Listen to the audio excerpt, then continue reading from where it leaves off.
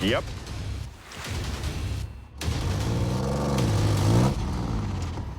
All right, let's see it. What? Gummy bears? Yep. It's a fan favorite. All right, let's do this thing.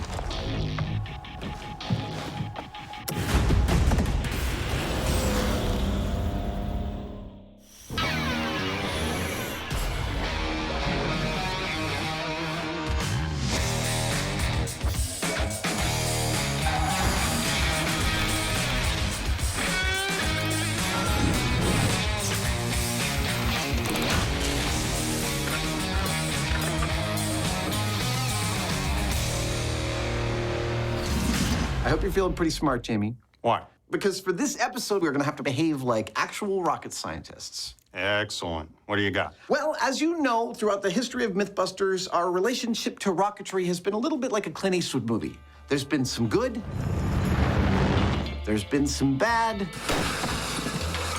and a whole lot of the ugly.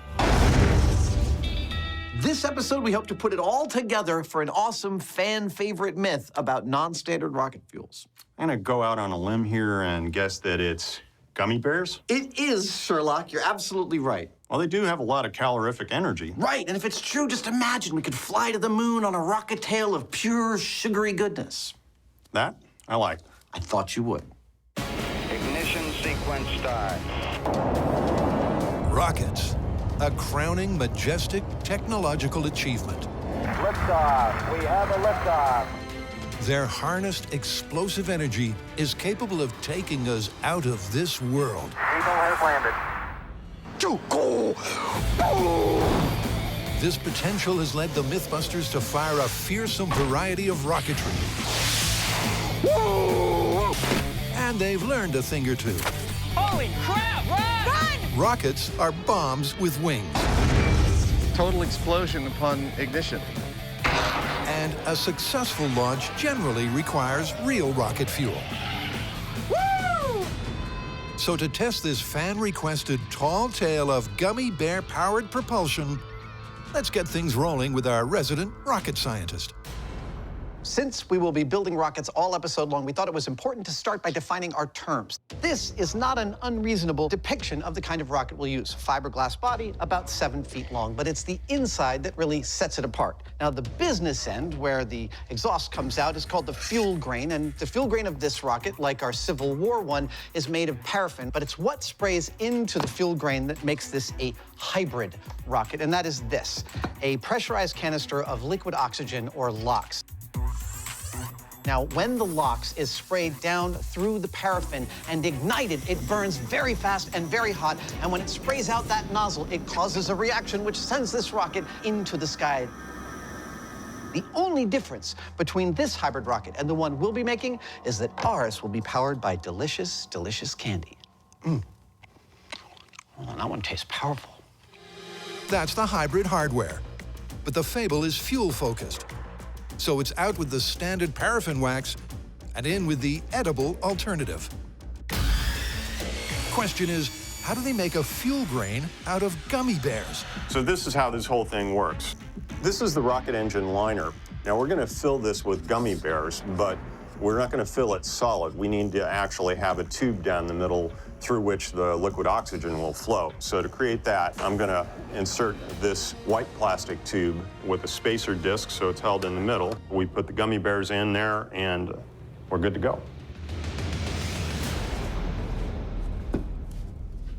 Hello? Oh, hey. Are we ready for this? You got the mold? With the mold made, the guys start by simply jamming the gummies in manually. Although this won't be their only method of making the fuel grain. Oh, I'm getting close. Packing them in so tightly means there's more energy per cubic inch. This episode is sponsored by the American Dental Association. But removing any air pockets is important too. In our experience, air spaces in a rocket fuel grain are bad because they're places where the burning can propagate and create too much surface area. Shove your candy in that hole. Everything about a rocket burning is about controlling the burn. And when you have too much surface area, that burn can get out of control, and really its failure mode is to blow up your rocket. And that's bad. And there we go. All right. So Feel how heavy that is. That is, wow, that's like 12 pounds, 10 pounds? Yeah. Wow. Let's freeze it. Freezing means that when the spacer is removed, the gummy bears will retain that crucial central cavity. You don't want to know what's in here.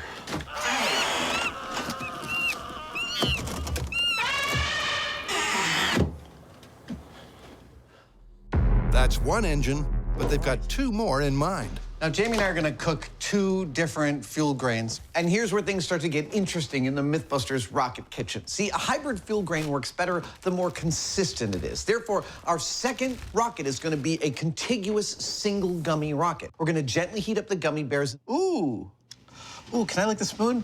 You really don't wanna lick the spoon. Not in this shop. You don't know what's been boiled in here. I do. You don't wanna know. As soon as that mass is melted, we're gonna pour it into the mold. Oh, nice. And voila, what we should get out is a fuel grain-sized single gummy. Nice control there, Heinemann. And Jamie comes from 7 generations of candy makers. So, there's an engine. A potential engine. For the third fuel grain, we're sticking to the spirit of the myth, which is gummy bear rocket fuel. But we're going to cheat a little bit because of some basic chemistry. These guys are mostly gelatin, which is mostly water. The last time I checked, water doesn't burn very well. So we're going to boil as much water off as we can, pour the syrup into a mold, and let it set into a hard rock candy. Now we wait. But gently boiling the mixture at 250 degrees overnight has not given the guys the result they require. This could not be farther away from hard candy. But we called a candy expert. And the trick is to get the candy between 300 and 310 degrees Fahrenheit. Adam begins by testing the new technique in small scale. And things are getting a little more serious. Make no mistake, this candy is super dangerous. It's a superheated syrup. If it got on you, 3rd-degree burns, a trip to the hospital, and a permanent scar.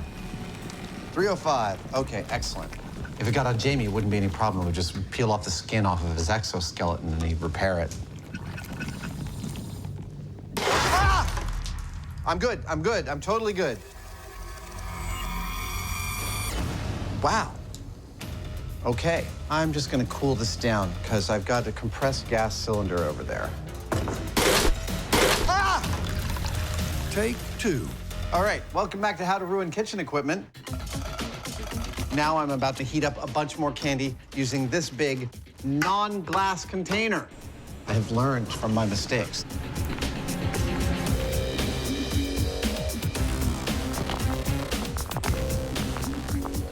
Wow. So at this point, it's been bubbling at this exact temperature for about 25 minutes. It's reached this sort of stasis where the amount of water and the temperature of the candy are fighting each other in a convection current, and it's hit a totally stable temperature. But as soon as a certain amount of water boils out, it's going to collapse and the temperature is going to rocket upwards. This is so cool. Look at that beautiful caramel color. This is the best rocket science I've ever participated in. Okay, tell me what to do. Just hold on to that while I pour. And given the potential dangers, the Heinemann steps in to help with the handling of the superheated syrup. Oh, that's awesome. Jamie, I think this might be the worst mess I've ever made in your shop. I don't know. You'd have to think about it. I'd have to think about that. You've made some pretty significant messes.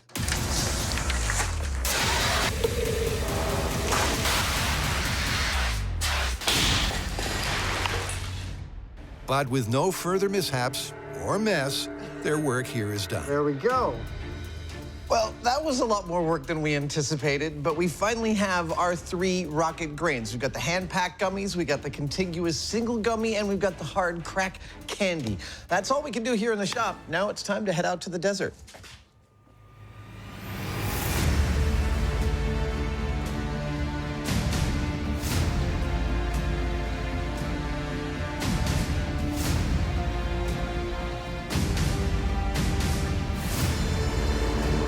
Now, as anyone who makes gummy bear rockets will tell you, Actually, we might be the first. But as we'll tell you, once you've completed your gummy bear rocket, you're going to need a place to fire it.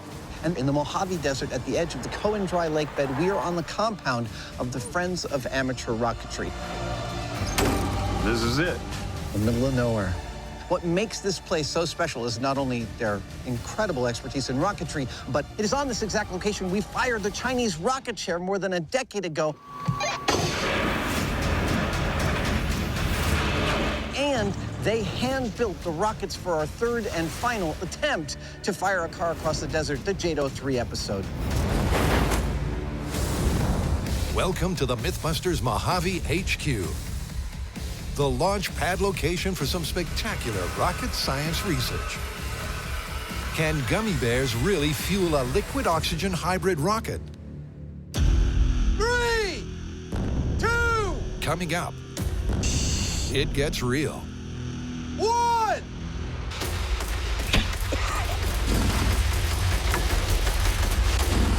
It's gotta go!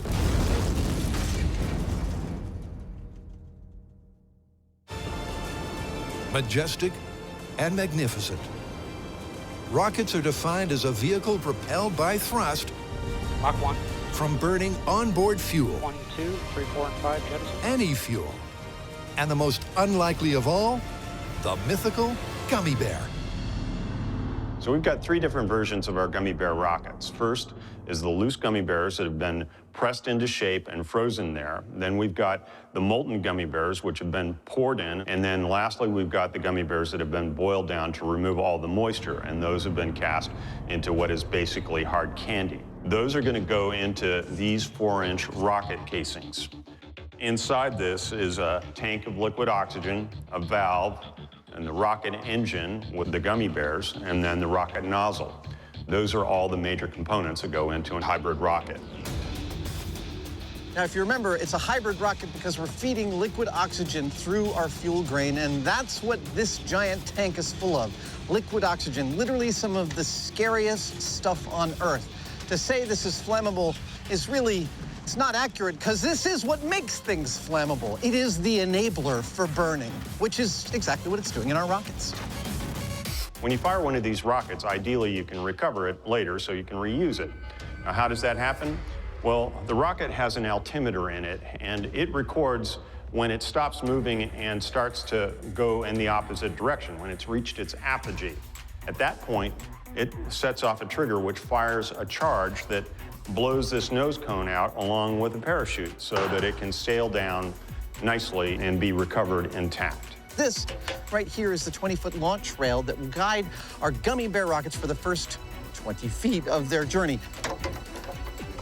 They'll probably speed this part up. Oh my God.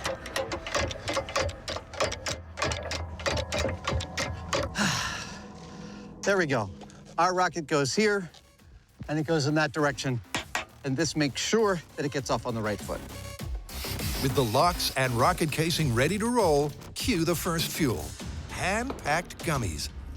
Isn't that pretty? That is gorgeous. So the gummy bear fuel grain is going into its housing.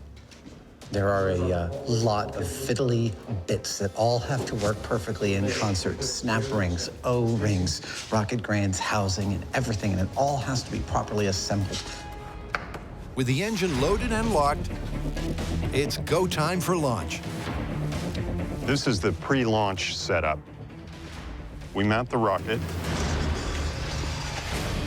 insert the altimeter and the descent parachute into the nose cone, and then erect the guide rail. This reminds me of something. After that, we de-ass the area. Here we go. Because just as our bomb squads are the only ones qualified to do the final capping in of explosives, our rocket techs here are the only ones qualified to work with the super unstable liquid oxygen. Once they have the locks in place, they put in the ignition system and the countdown sequence begins.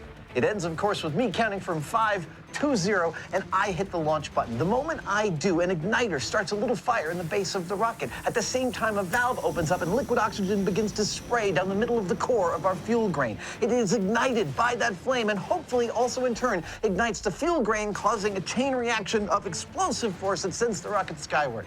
System is armed, theoretically. All right, prediction time. Loose Gummy rocket motor? I don't think it's gonna work that awesomely. I think you also agree with me. But here's the thing on MythBusters. It is easy to get too clever too quickly and to miss stuff along the way. So we always want to start with the dumbest possible thing just to see if there's anything that we can learn. We've got the Gummy rocket and the hard candy rocket to test after this. So I think it's fine if this one ends up going which is what I expect. This is it. Will hand-packed gummy bears 3, be a viable rocket fuel? 2, 1. There we go. It's a little smoke. Hey! Come on, baby! That's the right sound! That's the sound of the engine not working. That's the sound of failure. Well, we just fired our first gummy bear rocket. And remember, these were the gummy bears that were just jammed into a rocket grain shape with no other modification. And we got a successful firing, which is we heard it burn and shoot out some fire. And then we started to hear the telltale sound of gummy bears individually peeling off from the rocket grain and getting pooped out of the bottom of our rocket, but not with enough force to actually lift this rocket. We didn't get any else. We didn't get 1 inch. Yeah. It was a failure, but it was one that I actually predicted, and I'm not often right, so I'd like us all to enjoy this moment for just a second. Okay, that's enough. Let's move on. The ignition flame appeared to light the locks. Oh, nice. You're eating it? Yeah, it's still sweet. Wow. But the loose-packed, flavorsome fuel simply fell apart. Usually out on sites like this, the smells can be awful, gasoline, gunpowder, stuff like that. Out here, the gummies actually smell really nice. It's like someone just slightly burned the dessert, which is a euphemism for what we're doing here. We're burning the dessert. Cue gummy bear fuel number 2. This time we're using the melted gummy bears. Remember, it's one solid contiguous gummy material molded into a tube shape. I'm marginally more optimistic about this time. I got a rocket in my pocket and I'm ready for some action. I'm getting more and more excited. The rocket grain is in there. I'm feeling very optimistic. And sneezing. There you go. Just want to point out, about 106 degrees Fahrenheit out here right now.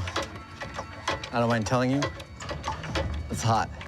And the Heinemann has a unique method for beating the heat. People often ask me why the beret. I'll show you. It's about 110 degrees right now, and I don't care. With the rocket ready for launch, back at mission control, it's countdown number 2. All right, here we go, folks. Arming the system. Gummy bears are go. Launching in 3, 2, 1. Ooh, ooh. Go, go, go. Come on, come on, come on. Go, go. What? That. That didn't look good. No. That was the opposite of something happening. Yep, that was a misfire. Hybrid rockets really are a tricky, temperamental technology. I'm not even sure we got a genuine ignition of the fuel on that. Several volatile and precise components have to be in sync, and that's with an ideal fuel. So we had a little bit of a misfire because our igniter, which is supposed to make an aggressive burst of flame to be able to light up the inside of the rocket engine, well, it was a little too aggressive and it blew itself right out of the engine instead of lighting it off. So we're gonna put another one in there, fill the rocket back up with liquid oxygen, and try it again. Launching, 3, 2, 1, launch. I see smoke. Oh, that sounded good. Come on, come on. Come on. Get up the monument. I hear it. That sounds better than the last one. Flame and no movement, though. Gah! No. I'm set. From our bunker, we pushed the ignition button. And first, we saw the igniter smoke. And then, as they released the liquid oxygen into the chamber, we heard this telltale sound that really typifies a hybrid rocket, which is kind of a... And then there's this hum. This... That right there tells you you're hearing a hybrid rocket fire. Unfortunately, it did not have enough thrust to lift this rocket even an inch on its stand. Yeah, well, it's science, baby. Now, gummy bears may work like rocket fuel when you put them in little kids, but for us, not so much. And that's why for the next round, we're going to be using gummy bears that we've boiled down to remove all of the water, leaving only the sugar. And we're hoping that we'll get a better result out of that. Optimism is high. If gummy bears can possibly provide enough thrust, This is one right here. then this concentrated candy Oh, that's nice. is their best chance. All right. If anything's going to work, this is gonna, because we know sugar burns and there's a lot of energy in it, actually. Yep, 1 pound of sugar contains 7,700 kilojoules, meaning this fuel grain with 12 pounds of concentrated candy has the potential to lift a 50-pound rocket several thousand feet into the air. All right. My hopes are all pinned on a large tube of hard candy. But will it burn? Here we go. And will it convert that energy to thrust? Launching in 3, 2, 1. Ignition. Oh. Oh, hey! Come on, baby! I saw light coming out of it, so Yeah, it's burning. I see fire Go, signals go, on it. go. Come on! Go!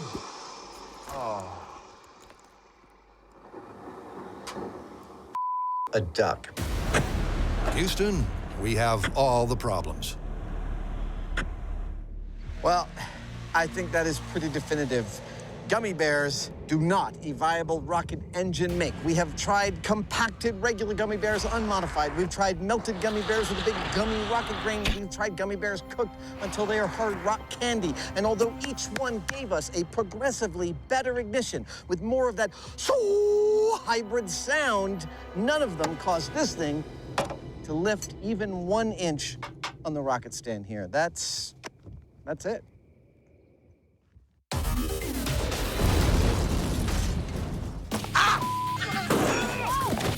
Over the years, the MythBusters have learned the hard way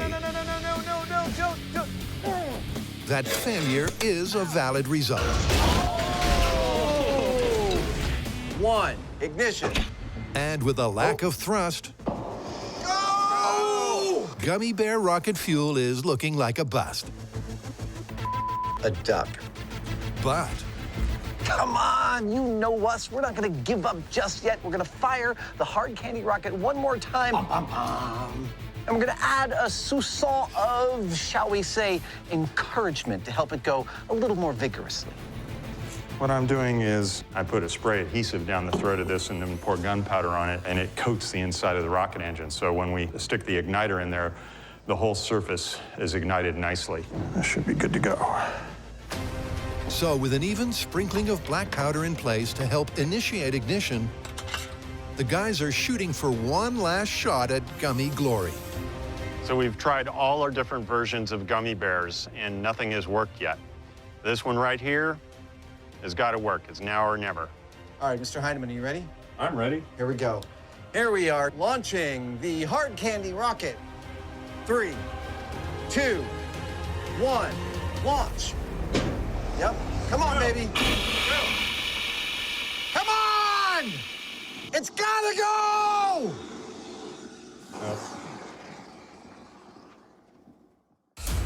It was the best case candied scenario, and there was no liftoff. But has the myth been busted, or the MythBusters methodology? What is wrong? The Heineman smells a hardware rat.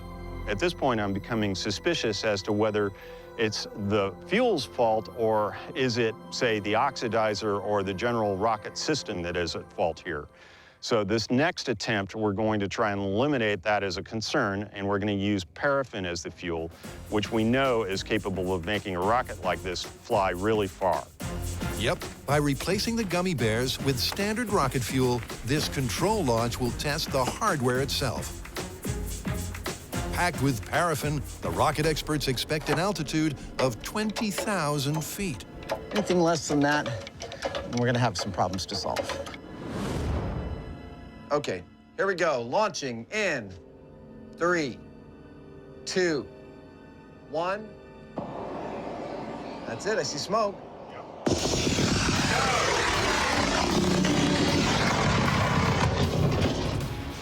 Oh! That's clearly not the high altitude expected. Here it comes. That doesn't look like it went higher than about 600 or 700 feet. It should have got at least 30 times higher. After the failure of all of our Gummy Bear rockets, we fired off this paraffin rocket as a test of our hardware and technology, and it flew 675 feet. That is unremarkable. That is a pretty clear marker that we need to review our hardware and our technology before proceeding. Well, the rockets just aren't working. No, and the Gummy Bear results have to be thrown out completely. It's the tricky, finicky business of these hybrid rockets that's getting in the way of us getting any actual results. I don't know what we're gonna do. Well, let's head back to the shop and regroup. All right, we'll have a total rethink about this. Yeah. With the hardware fail, all their results are redundant. All they've proved so far is they're facing one of the most challenging experiments in MythBusters history. So it's back to the shop and square one. So these are the parts we were trying to use in the desert. We've got your Gummy Bears here, we've got your oxidizer, pressurized tank here with the valves and the touchy ignition systems. Look, I think we just bit off more than we can chew. We are moving on. Instead, we're going to use a solid rocket motor like this. It may not look like that much, but it's actually a very carefully prepared mixture of fuel, oxidizer, and a binder to hold it all together. Now, it's nice and simple because, in theory, all you do is light it and off it goes. We're going to make our own version of it using gummy bears as fuel along with the same oxidizer and binder. Solid rockets. They've ejected Buster's Bond seat, powered JATO, and fired the Huacha. They're simple and effective. But producing fuel grains like this is not only time-consuming and difficult, but you need a special license, which neither Jamie nor I possess. So what we're going to do here is to turn these gummies into a powder. There we go. And then send them off to a specialist who will produce for us fuel grains that look like this. The specialists require the fuel as a fine, dry powder. 3, 2, 1.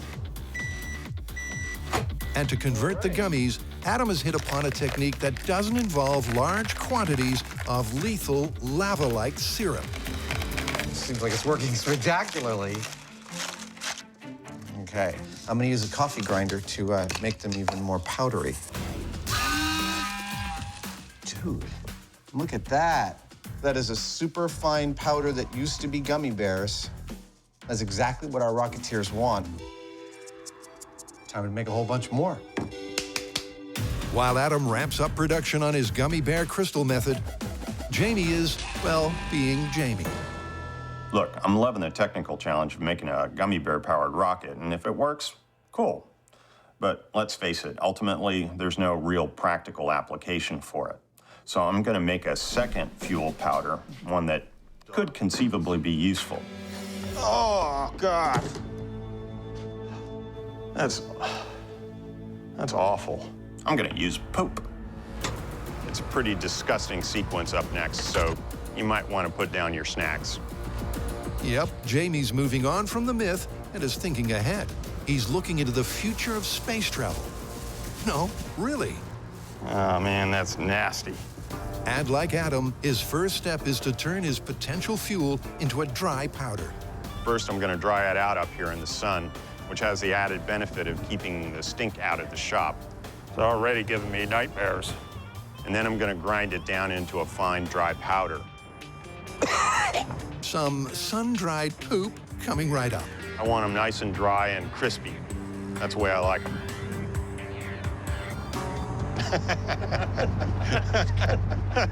Processing dog waste into powder is one thing, but the big question is why? Look, I know it sounds kind of crazy, but crazy is kind of Jamie's MO. I have no idea if this is going to work or not, but we'll soon find out.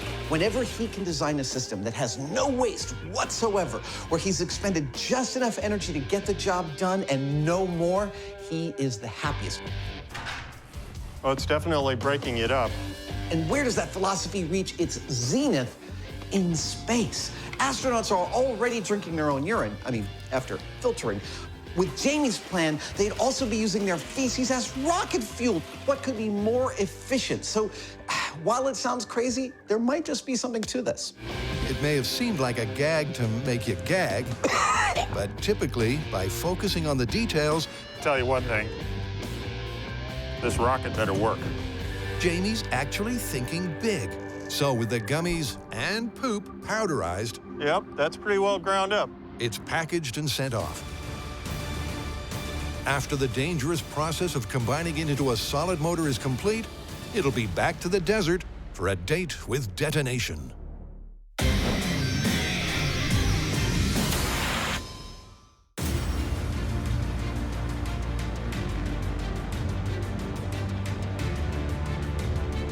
Welcome back to the Mojave Desert. Last time we were here, we were testing rockets made of gummy bears, and the results were spectacularly unspectacular.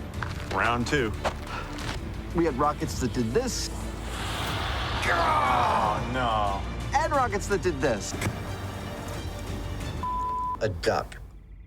Yeah, so we've changed our methodology entirely. We've gone from hybrid rockets to solid rocket motors, and we've come back out to this site with a gummy bear rocket to test. We've also come out with something I might call Heinemanian. Horror within horror. Mr. Heineman has gotten a bee in his bonnet about making a rocket using poop, and we are also going to test that. Last time we saw the sweet and sour fuel, they were powderized and sent off to the rocket scientists. And here is what they did with them. They turned them into two official rocket motors, one made out of gummy bears, one made out of poop. Barely worse than the gummy bears. Yep, they've been converted into solid rocket propellant. It looks like this. Basically, it's composed of an oxidizer and the fuel, which is held in place by a binder made up of a variety of rubber resins. Now, when that starts to burn, all those expanding gases are forced out through the rocket nozzle. That accelerates those gases, creating a lot of thrust, and up the rocket goes. In stark contrast to the hybrid system, it couldn't be simpler. An electronic match is lit, and in theory, the gummy and poop-based fuels begin an explosive chain reaction. Question is, how will the mythical fuel's performance be measured? It's almost time for launch. Now, our first launch is surprisingly not going to be either a gummy bear rocket or a poop rocket. It is, in fact, going to be a control launch of a best-case scenario rocket, otherwise known as a rocket. Big rocket coming through. It has the ideal mixture of fuel, binder, and oxidizer. Okay, in goes the engine with standard rocket propellant. And it will give us the best case scenario of how high a rocket can go of this size and weight. All right, well, that's it. Let's put it on the rail. All right.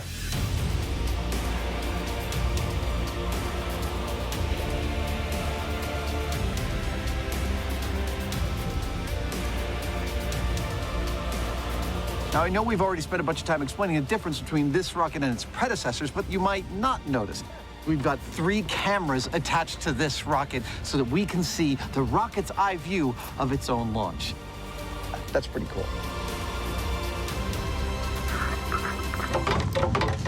Oh, yeah, I remember. This part sucks. There we go. She's up. The propellant in this rocket is a standard formulation that has been optimized for its performance. Now, we're going to use it as a control or a benchmark because when we send it up, we're going to record the maximum altitude it reaches. Then when we send up our gummy bear and our poo rockets, we'll also record how high they went, and that'll give us a solid point of comparison. All right, you ready? I'm ready. Okay, here we go. MythBusters solid rocket motor control in 3, 2, 1.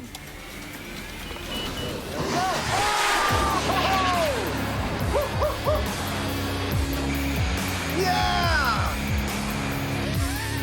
I knew we'd see a rocket fire eventually. That was cool. Yeah. A little pop, that was the pop of the parachute deploying. Unlike the hybrid system, the ignition and launch was successful. And the rocket's eye view of the Mojave Desert, spectacular. However, Oh, and it's drifting. It's drifting a lot. proving once again that rocket science is, well, rocket science, wind conditions were less than ideal. All right, let's go get our rocket. During ascent, the rocket was pushed significantly sideways. We might be wandering here for a little while. But after a successful search and rescue, they head back to base, where they discover it reached 4,133 feet. But more detailed data reveals a potential problem. So we had a good launch, but the telemetry and GPS is telling us that we had a lot of lateral drift that may have compromised our data. Because if that curve was straightened out, it might have actually given us a higher altitude. So we've got another one of these rockets. Control test number 2. And we're gonna go again just to be sure. Yep, to ensure all the launches have equal conditions, they wait until the wind dies down. All right, let's do this. You ready? Yeah. This is control number 2. Firing in 3, 2, 1. Launch.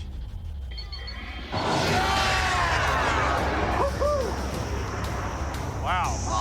Oh, beauty. That one went straight up. Straight up, and almost straight down. Dude, I think that one's gonna land like right here. It was coming right down, right on top of us. Nice. Walking distance from the bunker. And telemetry says the distance this went to was 4,491 feet. Well, that gives us our baseline. Time to fire up the Gummy Bear rocket. Let's do it. Unaffected by wind, control number 2 went almost 400 feet higher, and the benchmark for gummy bears has been established.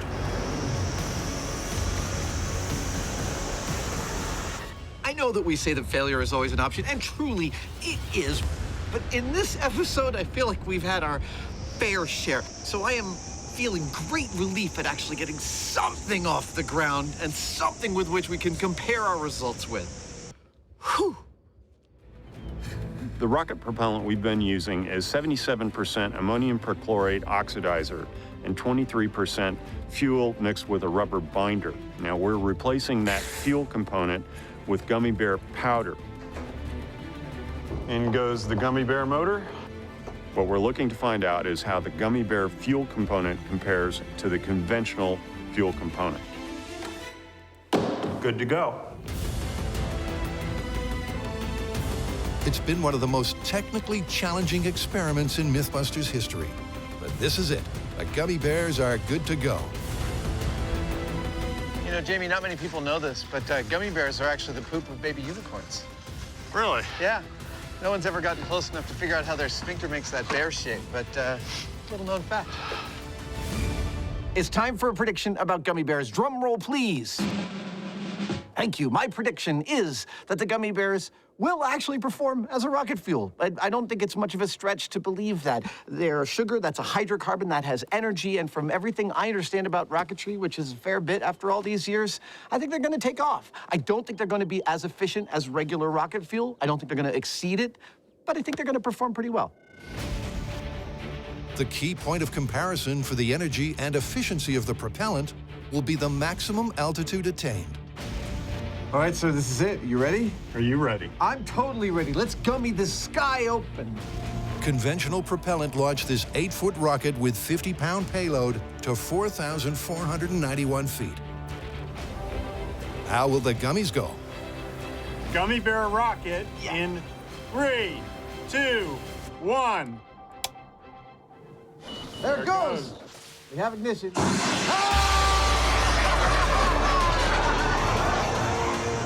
Oh! Went way up there. It did.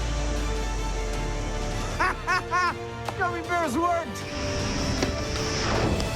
Yep, they did. Give me some right there. Boom. It's been a long and frustrating journey, but that one successful launch has made it all worthwhile. Beeping is good.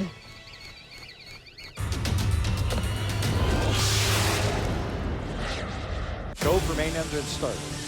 2, 1. Booster ignition and the final liftoff of Discovery. Rocket science is knife-edge sensitive technology, harnessing an explosive chain reaction for propulsion has its pitfalls.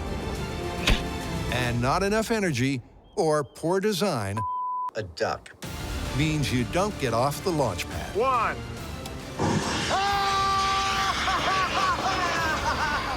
But how did the Gummy Bears and their sinister black vapor trail perform? Boom. After finding the landing site, Beeping is good. That is beautiful. it's the mythical moment of truth. It flew, it's true. But how did it perform compared to real rocket fuel? So when you decode the altimeter, it says that our Gummy Bear rocket got up to 3,691 feet. That's pretty respectable. Only respectable? So gummies flew, man. They ignited, they shot into the sky, flew almost 3,700 feet into the air. That was awesome. What does it mean? Is it time to break out the champagne and call NASA about our new rocket fuel? Let's slow down just a little bit and take a look. Here's the thing. The whole point of real rocketry is to maximize thrust and efficiency to get the largest possible payload as far from Earth as possible. So the discovery of a rocket fuel that is less efficient than the fuel we currently use, it's not really cause for celebration. It's more a reason to celebrate rocketry's flexibility, let's say. I'm going to say this one is plausible. Yep, the sweet mythical snacks, carefully combined with a potent oxidizer and binder, had enough energy for liftoff. But in such a high-performance technology, 82% is merely viable and barely successful. Cue the Heinemann. Well, it was fun, and it actually worked. But let's face it, there's not really any practical reason to use it. There is, however, another fuel that, on the face of it, might seem just as frivolous. But in reality, it might just have a practical use in future space travel. All right, you might be forgiven for thinking Jamie has lost his marbles, but allow me to explain. What makes a rocket fly, what makes a good rocket fuel is a hydrocarbon because it burns well in the presence of oxygen, and poop is a hydrocarbon. Back in the shop, Jamie did some calorific testing of poop versus rocket fuel. 2,916 calories per gram. Even though it was several orders less efficient than rocket fuel, it's a lot easier to find than gummy bears. Up on the rocket, it's being made all the time. And on a rocket where every gram counts in terms of the energy expenditure, he might just be onto something.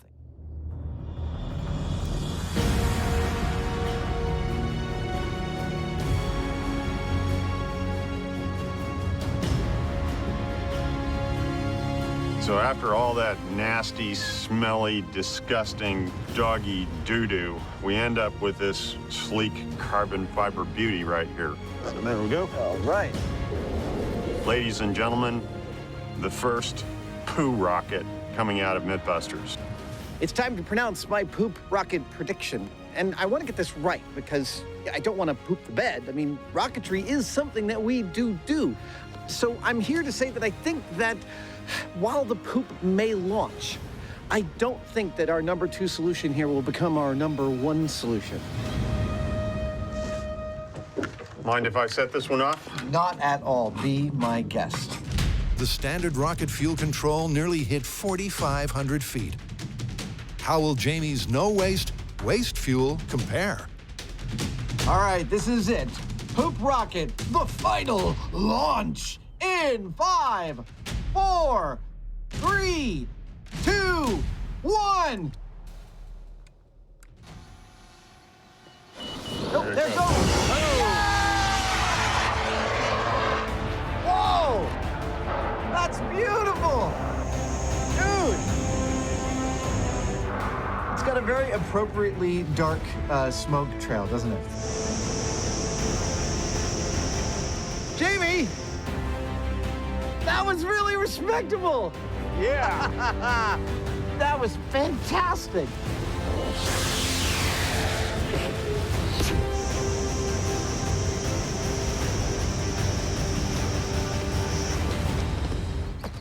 Oh!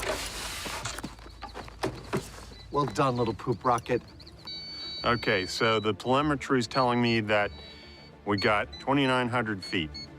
That's pretty respectable. Respectable? It's downright phenomenal. I mean, I know it didn't go as high as the gummy bears, but that was never the point. The fact is that it did launch. Here's the thing you need to know about why poo is amazing. It's always going to be there, and it's totally useless.